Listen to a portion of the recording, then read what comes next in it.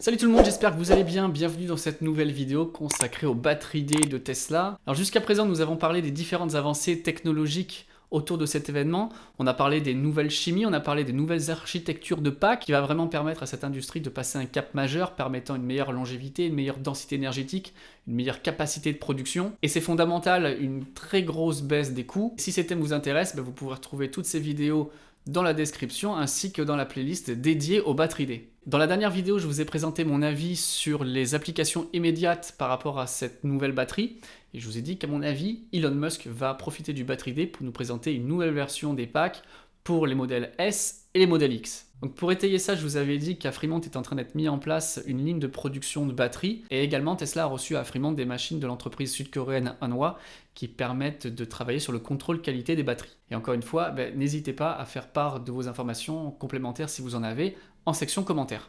Alors du coup, si les modèles S et X vont bénéficier d'un refresh, que va-t-il en advenir des modèles 3 et des modèles Y? Eh bien pour moi, il est vraiment trop tôt pour Tesla de modifier les caractéristiques techniques de ces deux modèles, et ce pour plusieurs raisons. La première raison, c'est une question de bon sens. Est-ce que c'est vraiment nécessaire?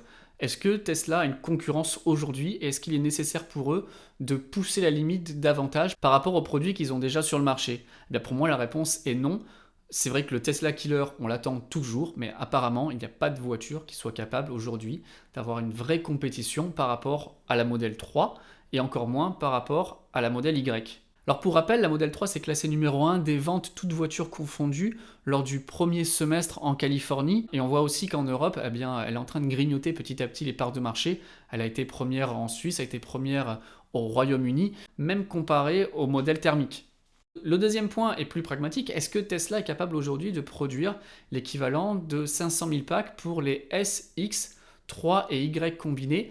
Eh bien ça, je ne le pense pas. Je pense pas non plus qu'ils aient envie de partager leur technologie avec leurs partenaires. Je pense pas qu'ils aient envie de donner la recette miracle à Panasonic, à Catel et à LG qui sont des géants mondiaux de la production de batteries et qui sont les principaux revendeurs de batteries pour les concurrents de Tesla. Et on le voit actuellement en Chine, ils ont mis en place un partenariat avec le géant Catel et le géant LG qui vont les aider à produire les cellules à la Gigafactory 3 de Shanghai. En plus, on a appris très récemment que les cellules produites pour la Chine auraient une chimie différente des lithium-ion traditionnels utilisés par Tesla et Panasonic. Là, on parle d'une technologie LFP, donc c'est une technologie lithium-fer-phosphate qui a des avantages et des inconvénients.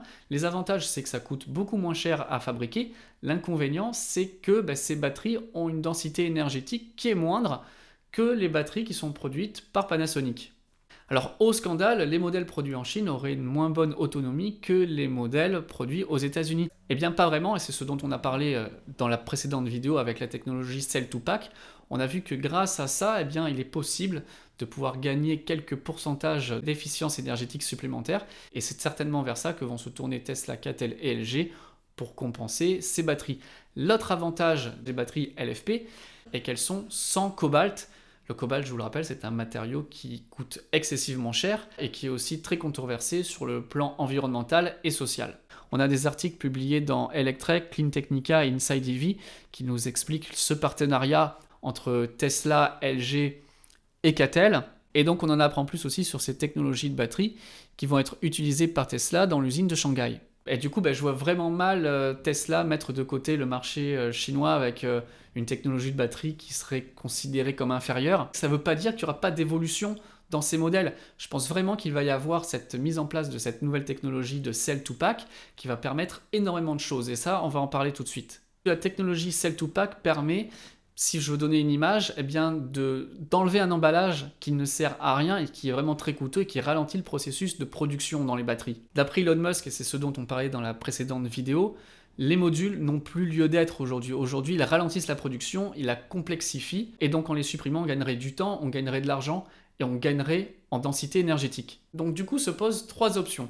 La première option, c'est de dire, on a le même pack, mais on peut mettre plus de batteries à l'intérieur. Donc on va proposer un pack de batterie, un modèle de voiture qui a une plus grande autonomie. Ça, c'est la première option. La deuxième option, c'est de se dire, ok, on reste avec le même pack, 75 kWh, mais comme on a supprimé le module, on gagne en poids, donc on gagne en autonomie et on gagne aussi en prix. La troisième option, c'est de se focaliser sur l'autonomie, mettons 450-500 km. En n'ayant plus de module, on va pouvoir atteindre ce chiffre avec moins de cellules. Et qui dit moins de cellules dit donc un prix inférieur pour les voitures. Donc à mon sens, Tesla va continuer à poursuivre son partenariat aux États-Unis avec Panasonic. Ils vont très certainement annoncer la reprise de la construction de la Gigafactory, qui aujourd'hui est finie à seulement 30% et qui produit aux dernières nouvelles 54 gigawattheures de batteries par an. Et peut-être que d'ici 2-3 ans, une fois que de nombreuses Terafactories seront sorties de terre, et on va en parler très prochainement, peut-être que ça sera le moment de mettre ces nouvelles batteries dans les modèles 3 et les modèles Y, et peut-être que ça collera aussi avec l'avènement de l'autonomie totale pour les voitures et donc des robots taxis. Ça sera également le moment aussi de proposer un système de véhicule to grid V2G. Et pourquoi pas, cerise sur le gâteau, permettre à nos voitures d'avoir un rétrofit de pack. Et ça, j'avoue que ça serait vraiment génial.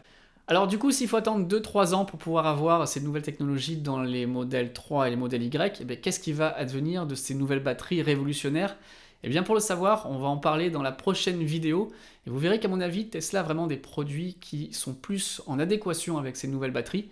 Et donc dans la prochaine vidéo, il sera question du semi-remorque et du Cybertruck. On va parler des ambitions de Tesla en matière de semi-remorque. Et vous verrez combien ils ont vraiment besoin d'une quantité colossale de batteries pour mener à bien ce projet. Toutes ces évolutions technologiques nous amènent donc à la question titre de cette vidéo. Faut-il, oui ou non, attendre pour acheter une Tesla? Alors premièrement, avant de vous donner vraiment mon avis, il ne faut pas oublier que jusqu'à présent, tout ce dont on a parlé n'est que pure hypothèse et qu'il faudra vraiment attendre jusqu'au 15 septembre pour avoir des vrais éléments concrets de réponse. Pour le deuxième élément de réponse, il faut vraiment aller le chercher dans l'ADN et dans la philosophie de la marque. On sait que Tesla est tout le temps en train d'innover et de ce fait, si vous voulez avoir la meilleure voiture, eh bien ça sera forcément le modèle qui n'est pas encore sorti. Enfin, ça sera à vous de décider en fonction de vos envies, de vos moyens. Il faut que vous vous posiez la question de savoir si la technologie actuelle vous convient ou non. Sachez en tout cas que pour ma part, je regrette absolument pas mon achat et je peux que vous conseiller de passer d'ores et déjà à la voiture électrique et d'ores et déjà de commander votre Tesla si ça vous plaît, si ça vous fait plaisir, si vous êtes enthousiaste par rapport à la marque. Allez-y, n'hésitez pas. Et à mon avis, vous ne serez certainement pas déçus. Et voilà, c'est tout pour cette vidéo. Dites-moi ce que vous en avez pensé. Est-ce que vous seriez déçu si Tesla ne mettait pas ces nouvelles batteries dans les modèles 3 et les modèles Y tout de suite? Pensez-vous que Tesla a les ressources actuellement pour convertir l'intégralité de sa flotte avec ces nouvelles générations de batteries? Et si pour les modèles 3 et Y, ils s'orientent comme je le pense vers une nouvelle architecture de batterie, donc le Cell to Pack, est-ce que vous préféreriez avoir encore plus d'autonomie ou est-ce que l'autonomie actuelle vous suffit et que vous préfériez plutôt avoir un ticket d'entrée nettement inférieur? Dites-moi en section commentaires ce que vous en pensez, c'est là pour ça, et si vous avez apprécié cette vidéo, comme d'habitude, merci de la liker, de la partager, de vous abonner à la chaîne si ce n'est pas encore fait, n'oubliez pas de faire retentir la cloche, comme ça vous manquez aucun des prochains épisodes, et nous on se retrouve très bientôt pour de prochaines vidéos sur le Battery Day. Ciao ciao tout le monde!